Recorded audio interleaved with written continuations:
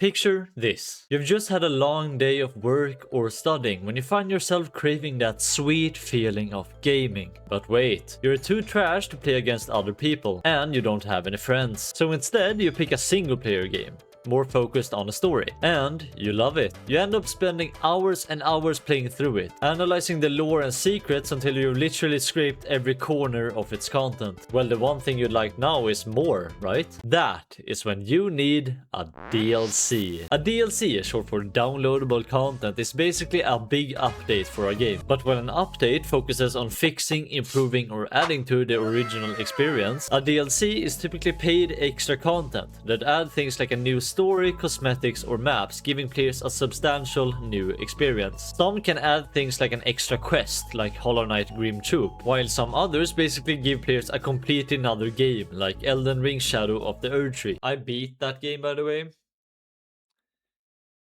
It's irrelevant, but I just need to say it sometimes. But what if I told you there's this one DLC that has cemented itself to some as even better than its main title? A DLC that has presented itself as revolutionary both for the game's lore and gameplay. A DLC that has been suggested to me like crazy ever since my last video. The DLC in question? Outlast Whistleblower.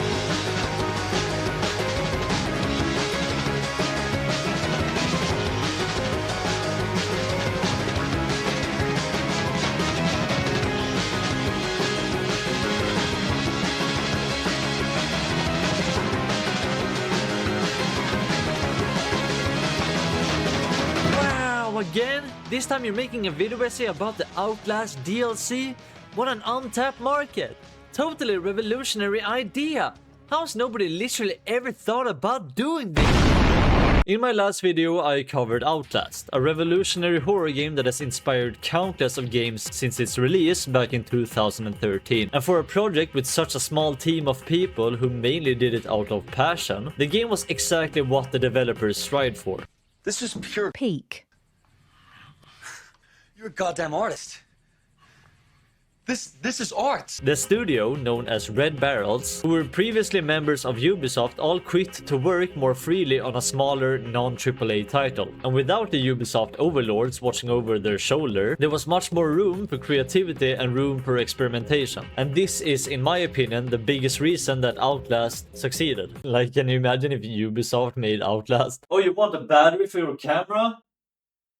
Yeah, that'd be $199. If you haven't seen my video on the main game of Outlast or played it yourself, I'll give you a slight summary of the events of that game. But I also highly suggest you go watch that video before this one, as this one will contain major spoilers. And also that video took a long time to make. Please watch it. Outlast Whistleblower was released in 2014, just 1 year after the first game. A reference I used in my video on Outlast was this old Reddit Q&A that Felipe Morin, one of Red Barrel's lead developers, hosted slightly after the release of the main game. And in that Q&A, this DLC was initially teased. This is something highly noticeable when playing the DLC, as it does truly feel like the extra storyline answers all remaining questions we would have, and can retrospectively change how we perceive the main game. Like, it does genuinely feel like Outlast was made with this DLC in mind, and that the DLC wasn't just created to ride the success wave of Outlast. Looking at you, Five Nights at Freddy's 4. The Whistleblower DLC follows a different protagonist than the main game. This time, however, rather than being an outsider trying to discover what's going on at Massive Asylum, we play as someone working from the inside who is trying to escape during this chaotic outbreak of the Wall Rider. In Outlast, the reporter Miles Upshur initially received an anonymous tip about unethical experiments going on at an asylum in Lake County, Colorado. The asylum in question being called Mount Massive.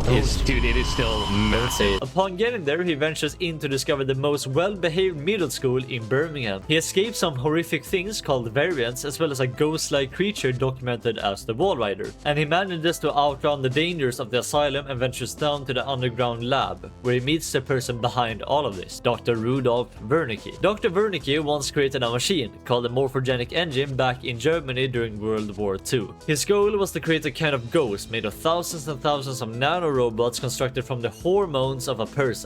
Whenever I explain the lore of this game, I feel like I'm genuinely insane. This ghost of nanorobots was referred to as the Wall Rider, also known as the Swarm. However, unfortunately, the success rate of the experiments was lower than my win rate on chess.com.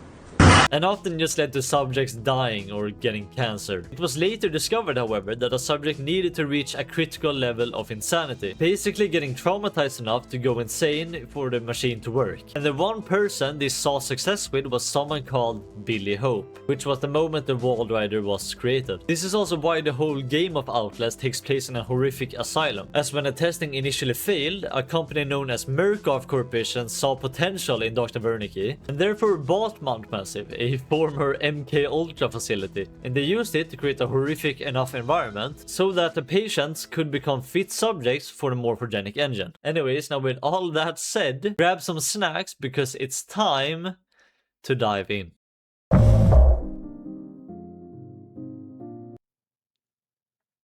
Is that a can of Monster behind me? I'm not sponsored, I promise. The game begins with a disgusting reminder of what franchise we are playing, as we sit with a bunch of screens in front of us and a scientist strapping us to a chair. One of them even licking us on the cheek.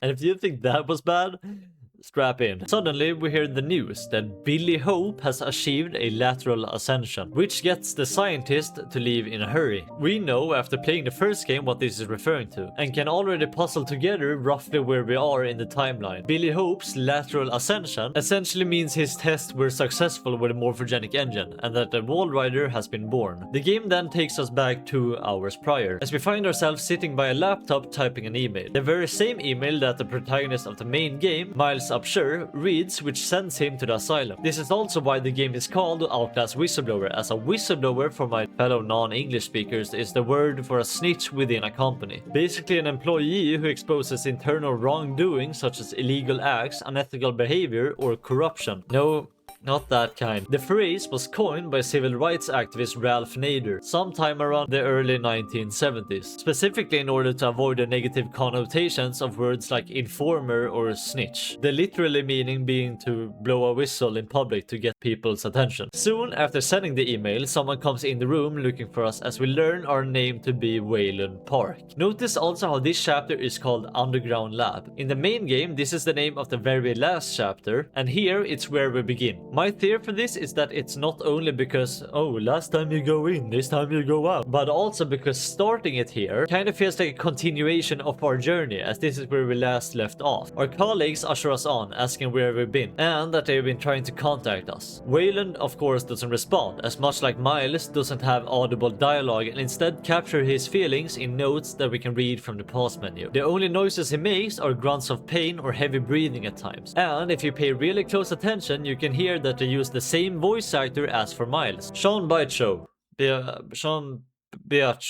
but I don't. This guy also later voices the protagonist of Outlast 2, and in that game he does talk. But as I mentioned in my last video, I do really appreciate a silent protagonist, as it can really strengthen the immersion of a game in my opinion. Another thing I really appreciate with Outlast is how insanely alive this world feels. Most single player games have the problem where it can sometimes feel pretty empty, usually having some kind of plotline where you are the chosen one and everyone looks at you differently. But here we are just another person in this big establishment. We see it a lot in both the main game and here, as the NPCs interact with the world and each other, and we can almost always hear some background sounds of people in some direction, especially in this short introduction in the lab, as we see scientists talking to each other and sharing genuine information, instead of just standing there, which isn't really needed for the game's experience, but truly enhances it in my opinion. Finally, we make it to the control room. We learn that Wayland is the tech guy here, and they need him to fix the program in the main console for the morphogenic engine. While doing so, we see a subject fighting for his life like the average League of Legends player being dragged to a shower. At one point, he temporarily breaks free and starts banging on the window for our help. Don't worry about this guy, he definitely won't come back later. When we do fix the program, we watch the process of a man turning into a variant, as this guy we saw being dragged is subjected to the morphogenic engine. Also, when we get ready to leave, we start getting the sense that we aren't very liked here, as our colleagues basically tell us to fuck off. Don't expect anything but honesty in my review of your performance. We start making our way back to our laptop. Also, there's this crate here named after one of the main developers, Felipe Morin. I don't know, I thought that was kind of fun. Anyways, that's the whole game. Yep, that's the whole story of the Outlast Whistleblower DLC. Time to wrap things up around here. Somebody's been telling stories outside of class. Mr. Wayland Park. Consulting contract 8208. Software engineer with a level 3 security clearance. Graduated cum laude from Berkeley, but still somehow not smart enough to realize that the last thing a fly ought to do in a spider's web is wiggle. Somehow dumb enough to think that a borrowed laptop, onion router, and firewall patch would be enough to fool the world's leading supplier of biometric security. Stupid, Mr. Park. I'm afraid we're going to have you committed. Mr. Park, will you willingly submit to forced confinement? Did you hear that, Agent? He said yes, Mr. Blair. Oh, and did I just hear Mr. Wayland Park volunteer for the morphogenic engine program? That's what I heard, Mr. Blair. That was brave indeed, Wayland. Maybe you could administer Mr. Park here a light anesthetic. Gladly. Okay. That is Jeremy Blair, head of Mount Massive and Project Wallrider. While Dr. Wernicke was the brains behind the experiments, this is the guy that calls the shots. And the only thing you need to know about his personality is that he's a motherfucker. That was the course of events that led to us ending up here. We start feeling a slight commotion as we look to our right to see the wall rider giving someone a comfortable back massage, upon which Wayland breaks free and grabs a camcorder. I talked in length in my last video about how this thing works, but in short, it uses batteries we can find to toggle night vision, a feature which is the replacement for a flashlight in this game. It is also by using this at certain times that we can get those notes I talked about before. Even though we just became a patient for the morphogenic engine, we immediately gained some respect from some of the variants, as we are one of them now. One of them even freely letting us out. Unfortunately though, that doesn't really matter as most of them are still hostile. Although that being said, I really like how there's no true sides here. The variants sometimes team up, but mostly it is everyone for themselves. Leaving with our camera, Wayland notes his confusion, how he has been made to watch the morphogenic engine, following that in apologizing profusely to his wife, Lisa Park. In the main game, Miles Upshur would note things to himself, which would help him remember his story as a reporter. However, Wayland Park is not a reporter at all. To compromise this, Wayland instead writes his notes as letters for his wife Lisa. This is why whenever he writes, he's addressing her, constantly apologizing and saying how much he misses her. He obviously can't text her using his phone, so his only hope is that one day this place is exposed and she can find his letters along with his dead body. We can really feel how hopeless he is in this situation, as whenever he does write, he writes as if though he'll die any second. We see this group of variants attacking a worker of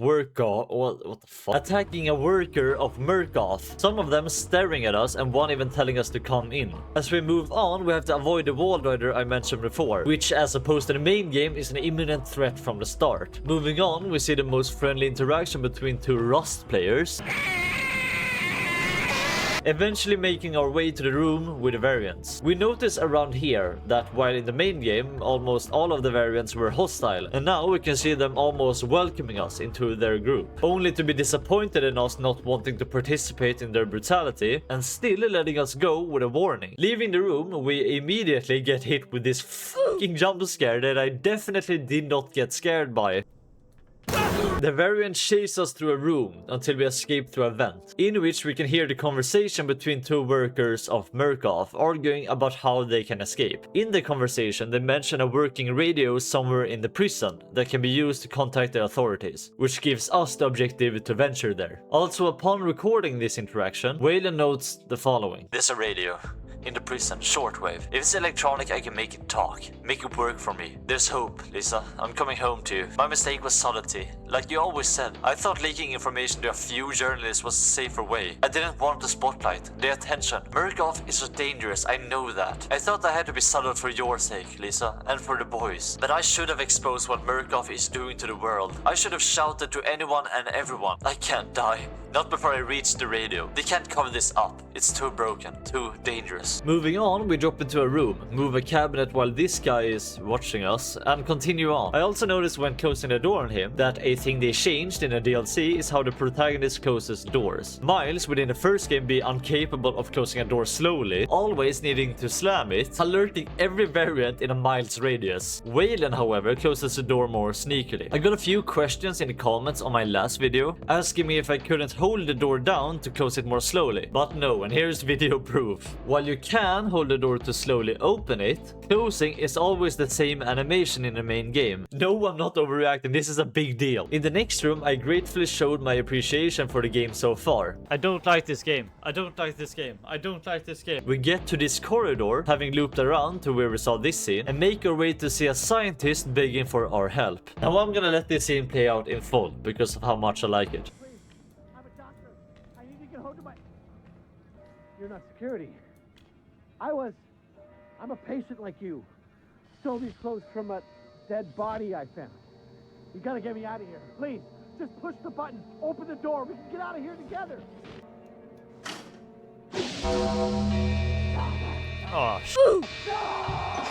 Did you catch it? How he first saw us entering the room and pleaded to us like a fellow employee, but upon seeing our clothes, he instantly changed his story to seem like another patient. Actually switching up faster than my friends do the second they find diamonds before me on the Minecraft world. With the airlock doors now open, we can go around to move on from the hospital, while the wall rider once again starts chasing us. We see this guy running and closing the door behind him, making our way through rooms until we get to a kitchen, as we see a variant who seems to be eating another person. We only hear the sounds of him gnawing, but as we make our way around, he is visibly consuming someone who has their head in a microwave. Waylon of course finds this terrifying, not just because he is seeing cannibalism firsthand, but because of the thought that one day his wife could find his body in a similar state. This, among a few other things, are why I think Waylon is actually a very kind, selfless guy, not even showing fear out of dying, but more about how his death will affect his wife. While Miles Upshur simply wanted to record the atrocities and escape for his own life's sake, Waylon actively does it for his family, just like Walter White. My point is that this connection he has, as well as this fear of his family losing a father, is something that humanizes him and gives us a big reason to root for him even more so than Miles. That being said, this is the antagonist for this chapter, a man listed in a wiki as Frank Manera, but to me playing he was just a cannibal with a buzzsaw. He's also the only patient in Mount Massive who has tattoos. And that's a fun fact just for you. We find a door leading to the prison, but unfortunately it is padlocked with some guy laying handcuffed to the floor. So yeah, locked door, needs a key, area with patrolling antagonist where the key is. You know the drill.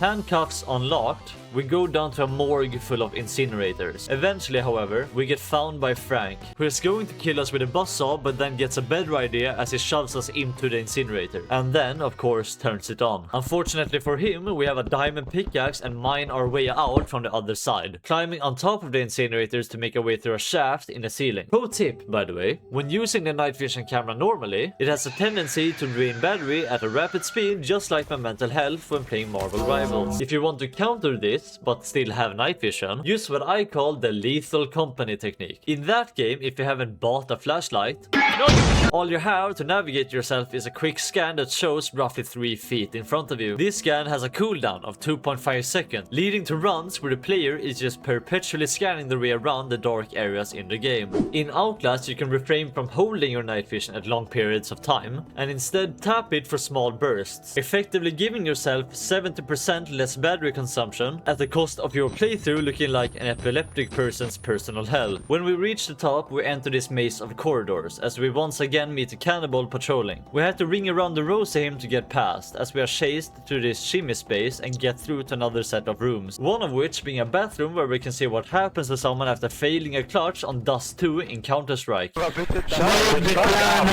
Next up, we find this airlock that's full of gas, which will lead us to the prison. And to fix the airlocks here, we get the objective to shut off the main valve to the gas, all while the cannibal guy is once again chasing us. These are the types of sections that Outlast does really well. The sections where you have a seemingly easy task, like find a key or open a set number of valves, with the caveat of having some horrific antagonists looking for you. My personal favorites being Traeger's mail ward in Outlast 1, as well as Jack Baker's section in Resident Evil 7, the Beast from Amnesia the Bunker, or even the Joy of Creation Reborn, that one scary FNAF game where you get punched in the head by a rabbit animatronic. Wait, what is the objective? What is the objective? I need to find 5 items, right? Oh, they're glowing. Okay, this is one. What's the noise?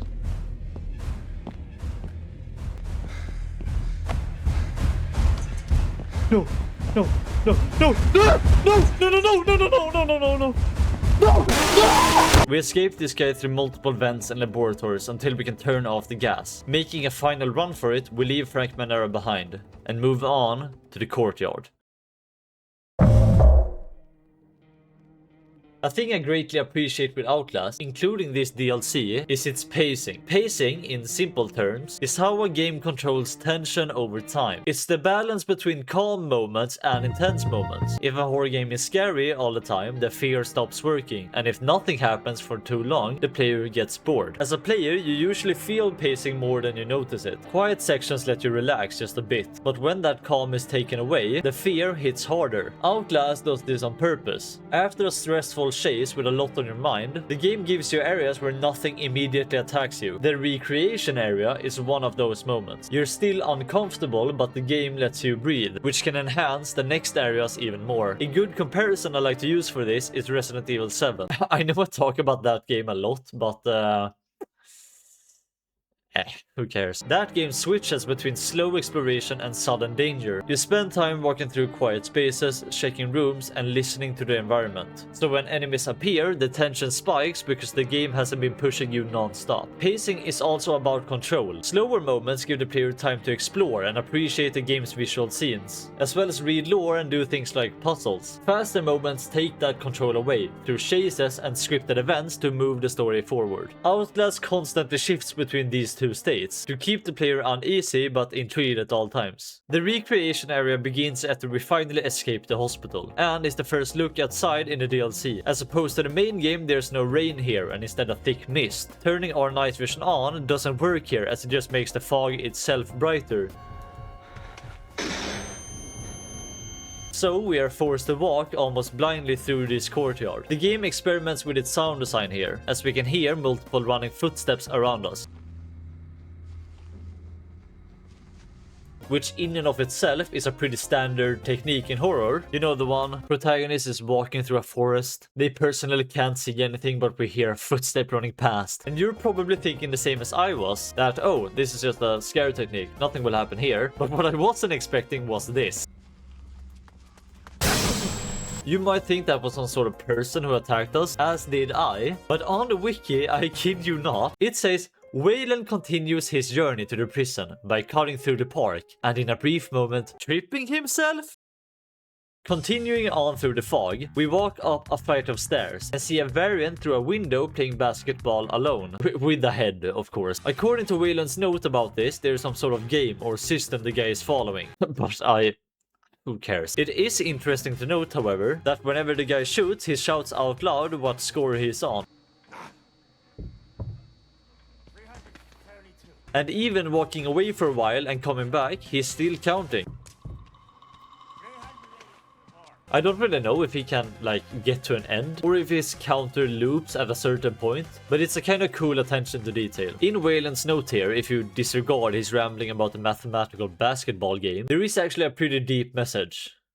I'm thinking about the drive here. 400 miles in a rented truck. The job that shows up just in time to cover our bills, our debts, the insurance. The boy sleeping in the back. Nothing but AM radio. Gospel, counter-western, and late-night paranoid talk radio. We sang Patsy Cline songs and laughed at conspiracies of aliens and ghosts. Mile marker numbers passing in the headlights. I don't want to die here. This is what I love about good story writing like the one in Outlast. There's not just scenes and notes that directly push the story forward or reveal something about the lore that we don't know yet, but things like this that just adds character, helping us immerse ourselves in this protagonist. Miles' notes were a bit more full of sarcasm and snarky remarks.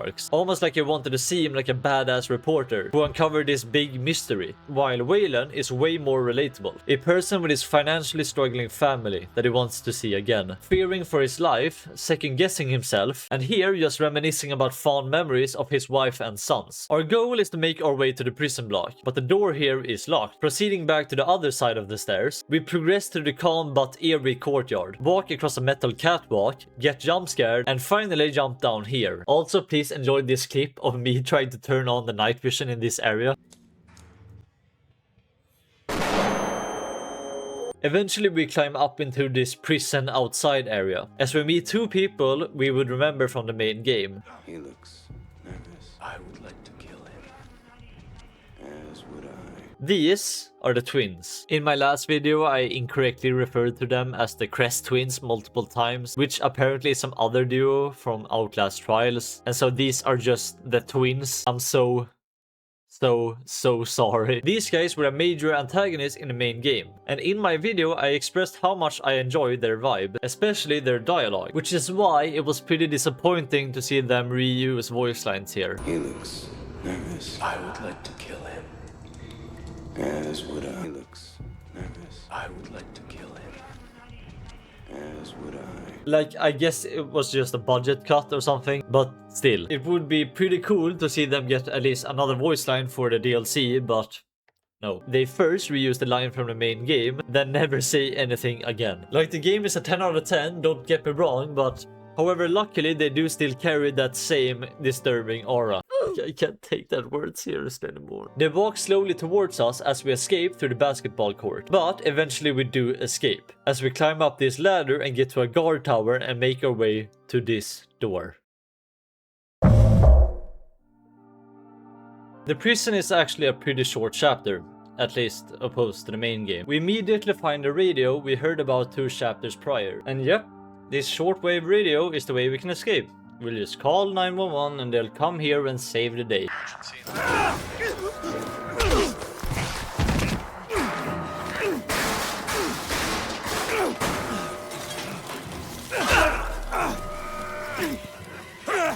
Waylon, you couldn't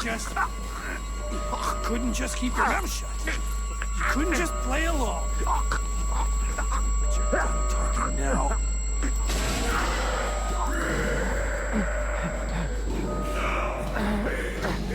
Do me a favor and die here, Park. Jeremy Blair, the vice president of Murkoff, cares so much about his reputation and the social status of the company that he would prefer the risk of dying here rather than calling the police. His hate for Waylon, simply because he wanted to expose the obviously unethical experiments, only exists because Waylon exposed Murkoff and directly went against what Blair's job was. As Murkoff back in 2009 bought Mount Massive Asylum, that was previously used for MK Ultra experiments back in the 60s, their primary goal was to create a wall rider with a morphogenic engine, and in order to do this they had to create a downright horrific environment, as the wall rider can only host someone who has seen enough death. However, due to being a highly unethical and illegal business, they had to hire security forces and paramilitary teams, with the goal of protecting secrecy and withstanding order in the company. And this is what Jeremy Blair's job is. As Dr. Wernicke worked with creating the wall rider, Jeremy's job is basically logistics and protecting the company. This is why he's kind of upset when a random tech guy just exposes the company's secrets. Even during the failure of the experiment, as the wall rider is game-ending all paramilitary and workers of the asylum, Jeremy is far from an expert on the wall rider's experiments, as that's not his job. However, something he can understand and thereby can direct his anger towards is Waylon. Jeremy runs away as he hears something coming. Someone who we, as the player, has seen countless times in the main game. Someone seen so many times that at the end, our fear of him was reduced to annoyance. That's because seeing this man so many times made us forget just how terrifying he is. We just see Jeremy running for his life, as we wonder what's coming. And in comes Chris Walker. Whistleblower shines here, as it knows that we've seen this dude countless times in the main game. It knows not to just throw him at us, but it builds up that forgotten disturbing presence.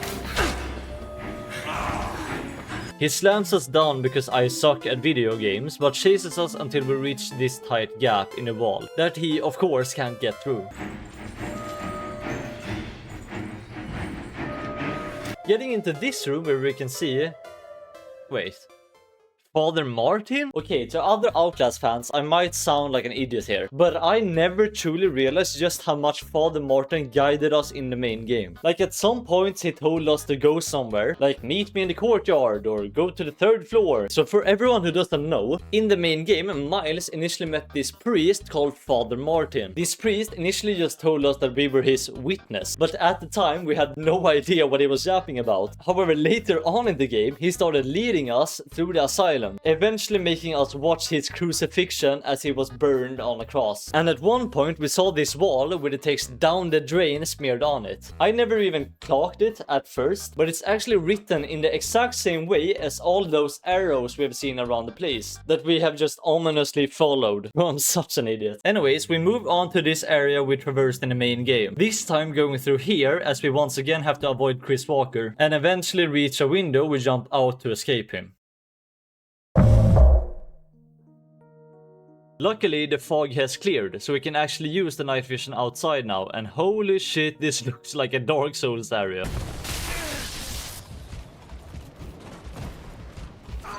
You might wonder what exactly the objective is now. Like, we escaped the prison.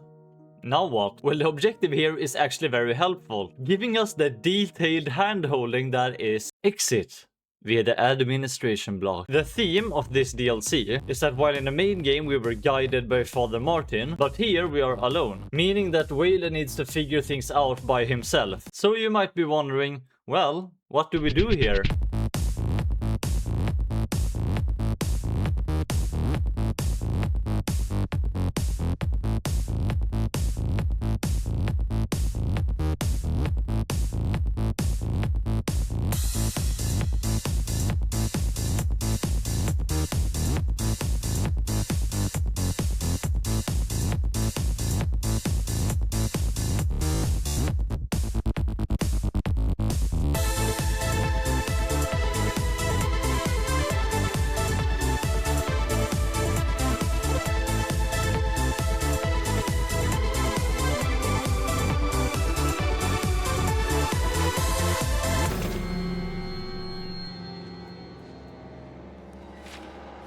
It would be so easy. I don't believe in it anymore. Getting the truth out. There is no truth, only lies we have accepted too long to double back on. It's our children, Lisa. I would take the easy way out if it wasn't for the boys. Damn this place to hell. I'll suffer anything to get out of it. If you haven't noticed yet, barely any of Waylon's notes actually give us any more insight on the asylum. This is because Miles in the first game was a reporter who didn't know anything at all, who just like us, the player, came to the asylum trying to figure out the mystery. While Waylon, an actual employee, is just like us now in that he already know everything there is to know. It's not that big of a deal, but I think it's actually a pretty clever game design. We keep going as we climb up this water tower, exiting through a window and jump to a balcony, barely holding on, giving horrific flashbacks to when Miles dropped his camcorder in a similar situation, but thankfully we survive and get... Don't drop the camera, don't drop...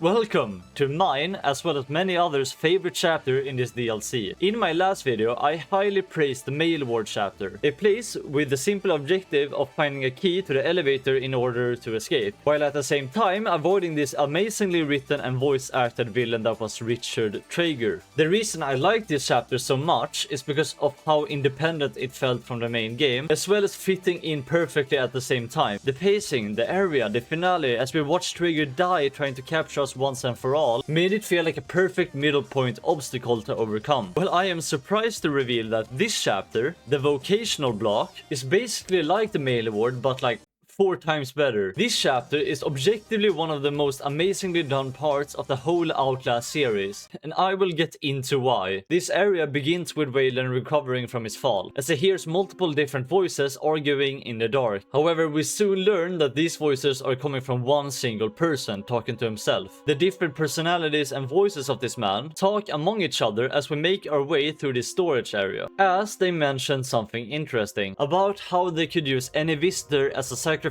goat for someone named Gluskin, in hopes to satisfy him so he doesn't hurt them. I don't want to get Gluskin's attention. He'll hurt us. What is so interesting is that throughout this whole game we have seen horrible things. Dead bodies, mutilated bodies, bodies being eaten, all kinds of gore and whatever. Most, if not every variant is a monster, or even beyond that. This is the first time that we've seen a variant genuinely terrified of another. They talk about this Gluskin like he is the devil. How this whole asylum is like heaven in comparison to being with this man. Quiet! If they catch us, they'll give us to him. The man downstairs. The man how the variants are mostly just misguided or insane, but this guy is flat out evil. Kinda like how Jesse was talking about Walter. No, okay, I'm gonna stop. While playing this part, I of course started getting a bit nervous. I mean, this is the first point where even the variants are horrified of something, which just makes you wonder, can it really be that bad? Yes. Yes, it can. Once getting past this desperate variant who was doing the voices, fun fact, his name is Dennis apparently, we start climbing down a ladder that even they refuse to follow us. Walking through here, the ambience is gone. Usually in Outlast, there's some kind of unnerving droning noise or those violins playing in the background, but here there is nothing. No music or ambience at all. The last time there was no music, there was at least wind or rain, but not here. No wind, no ambience, no music. It's just quiet as we make our way through this area of sewing machines.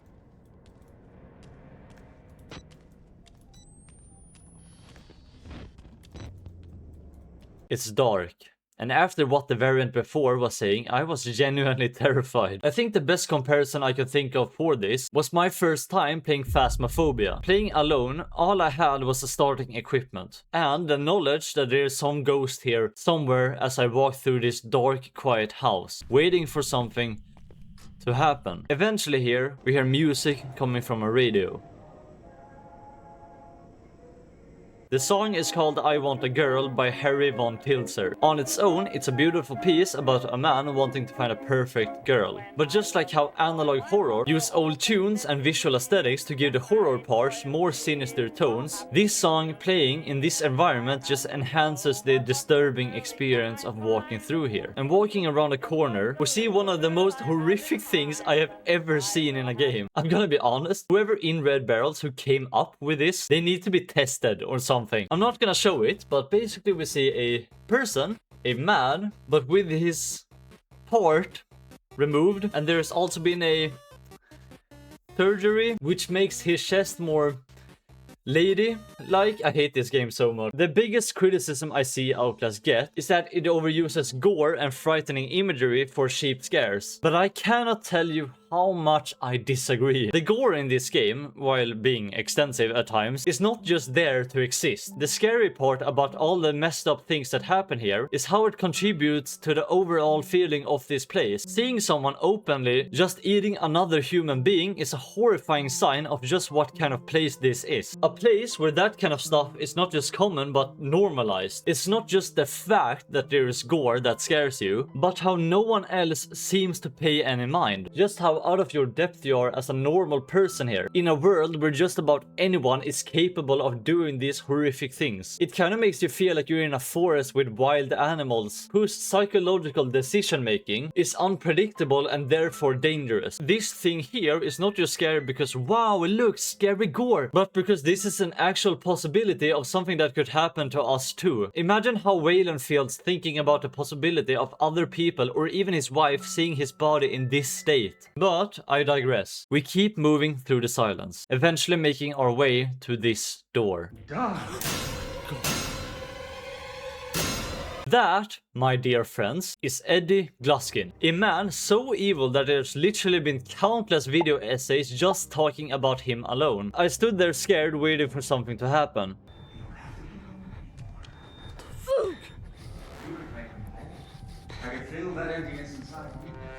As he made his way, saw me and started chasing me.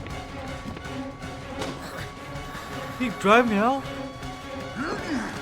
Evading him as we exit the room, we start hearing him sing the song I Want a Girl that we heard before on the radio. When I was a boy, my mother often said to me, get married, son, and see how happy you will be.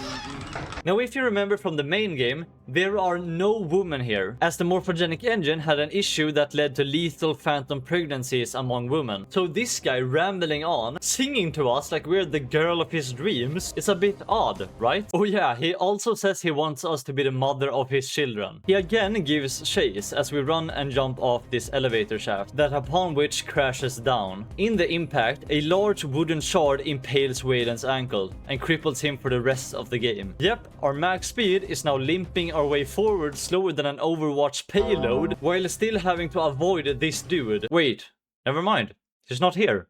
Huh. Yes, we lost him. And these lunatics see it. But when they look at me, when anybody dies, the smell of my love's arbor. Darling, can't hide from me. Gluskin locks us in this locker, sedating us as we reluctantly fall asleep. 12 hours later, we wake up to see through the locker opening what exactly Gluskin meant by calling us his girl, as we see him mutilate other captive inmates, and for lack of a better word, turns them into a woman to the best of his ability. And that's all I'll say on the matter, because I don't want to be demonetized. Falling asleep again and later waking up, we are now on the operating table ourselves. We lay naked with some nudity. That's nice, I guess. As Gluskin speaks to us in a disgusting manner, almost like he's genuinely in love. A woman has to suffer some things. It's not pleasant, I know. But just try to endure for the sake of our children. He then proceeds to start the table saw, ready to saw our unwanted parts away. Until this fucking legend variant attacks him. What? This random ass variant attacks Gluskin, allowing Waylon to break loose and limp away through an open window into the courtyard. You want to leave me? Fine. Go! You and the rest of these ungrateful. We remain in his lair. Naked and limping, we desperately try looking for the key to the mail ward gate door to escape. I personally was ready for Waylon to die at any second here. I had been playing for like 4 hours and genuinely thought that Waylon was totally done for. However, despite that, we need to keep fighting. We find this indoor gymnasium with countless of hanging bodies, prior victims of Gluskin who didn't make it, didn't succeed at becoming his girlfriend. Oh my god.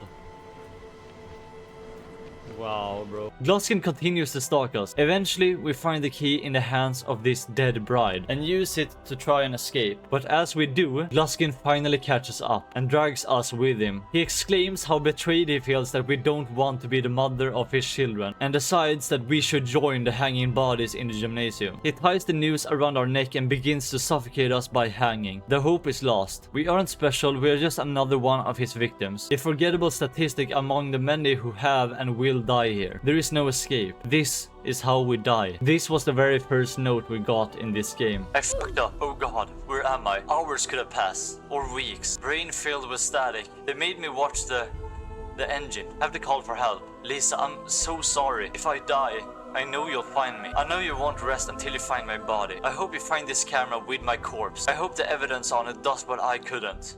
Expose the truth. Hate to imagine our anniversary.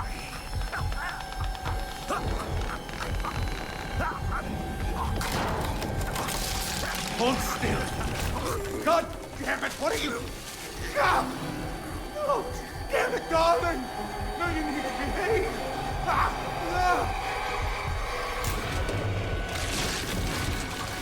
Oh! We could have been beautiful.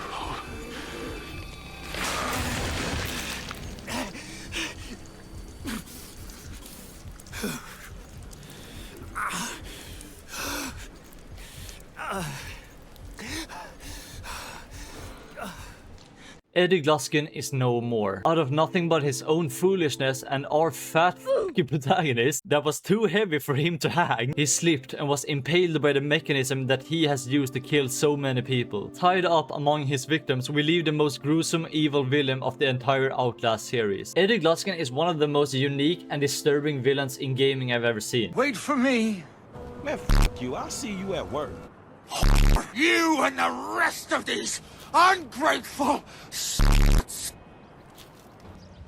What? His backstory is kinda sad, as in a young age he was abused by his dad and uncle, traumatizing him as a child. One day he game-ended someone. a woman, and the feeling was addicting. He kept doing it over and over, ending the lives of so many innocent girls until he finally was caught. However, what happens to criminals who also suffer from severe mental illnesses is that they are sent to a psychological ward instead of a prison. In this case, Massive Asylum. Most people sent here are simply criminals who slowly went insane in their time here, but Gluskin was already a dangerous psychopath to begin with. Eventually, he was also thrown into the morphogenic engine and turned into a variant, something we actually saw in the beginning of the game. Yeah, remember this guy? That's him. Cool. I know. In the time he was a variant, his insane mind was even more twisted, wanting to recreate his old hobby of killing women in a place full of only men. Probably with the help of Dennis, the variant upstairs who kept giving Gluskin bodies to save his own life. Just a theory of mine. He was able to string up this many victims in one single night. I just want to say in regards to Gluskin, if you want an even deeper analysis of Eddie Gluskin, I highly recommend this video by Mullet Man Comics. Now he is dead. His last words being, "We could have been beautiful," as Wayland, to my and his surprise, makes his way out of there. In the main game of Outlast, Miles ventured deeper and deeper inside, eventually killing Billy Hope, the host of the Wallrider. And in order to survive, the Wallrider then took on Miles as its new host. Making our way through the male ward, we can see soldiers. Soldiers discovering the dead body of Richard Traeger, someone who died in his fight with Miles. We evade the operators and start making our way to the administration block, the first chapter of the main game and the exit of the asylum. On our way, we can see the chapel of the asylum on fire. Burning. To Wayland this means nothing, but we, the player, know this is from when Father Martin sacrificed himself while burning on his cross as an offering to the Wallrider. Miles has already been here, and now we are post the events of the main game. This means that during the whole playthrough of Outlast, the whistleblower who sent Miles Upshur the email that he should go there was just somewhere sleeping in a locker. We do get to the administration block, seeing dead soldiers and the signs of Murkoff doing everything they can to contain the place. Leaving, we see the exit, shining beautifully as the sunset can be seen in the distance. The first sign of peace in this whole game series so far. On our way out, we see the vice president of Murkoff once again, Jeremy Blair. This time, he's wounded, laying on the ground. He won't hurt us, right? No. No, don't. He stabs us in the abdomen, blabbering about how nobody can reveal the secrets of Murkoff. That's of course until the Wallrider shows up and tears him to fucking pieces. Don't you dare.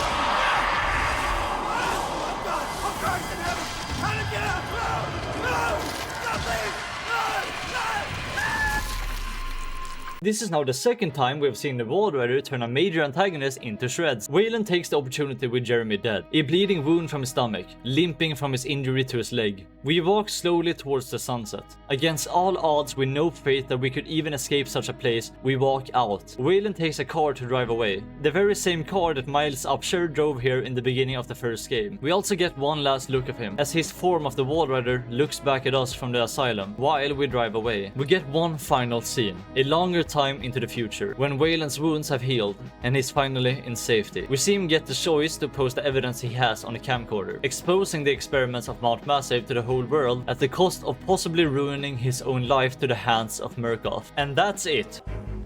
Holy peak! Holy peak! Holy peak! That's peak! That's peak! That's peak. You see that? That is peak. This is the end of Outlast Whistleblower. Honestly, when people told me this game is even better than Outlast itself, I didn't believe them at all. Like, come on, this is a DLC. But now I understand. The villain, the story, the immersion, the sound designs, the ending, it all felt even more fleshed out than that of Outlast. Some people even saying it's better than Outlast 2, which I haven't played, so we'll see. And don't get me wrong, Outlast was fantastic. I mean, I literally made an hour-long video just glazing the game, which should really tell you something about how good this DLC was. Wayland actually making it home to his family again is such a beautiful ending. And to walk through the asylum seeing the aftermath of Miles' journey really gives it more weight in retrospect. Wayland seeing Traeger's corpse, as he could not possibly know what this man has done. Seeing the chapel on fire, which could be symbolic to how religion is dead here, but more importantly it's a reminder of a journey someone else has lived through in this place. And Eddie Gluskin's section. Man, I've played horror games and gotten jump scared, but this part actually actually made me lose sleep. I obviously can't show you some things that Gluskin has done, but if you really want to see that, then play the game for yourself. If you are still here, watching this far into this video, I really need to thank you. My first video on Outlast is one I worked for a month during my pre-winter break finals in uni, and at the time of posting I was only a dude with 38 subscribers. That video got such an overwhelming amount of support that I can't even tell you how thankful I am. I had this one dream of one day being able to do this for a living, so if you enjoy this video, please consider subscribing or leaving a like or whatever. If there's any inaccuracies in the research in this video, or if there's something I missed, feel free to let me know in the comments. Otherwise, yeah, play Whistleblower for yourself or something. I don't know how to end the video.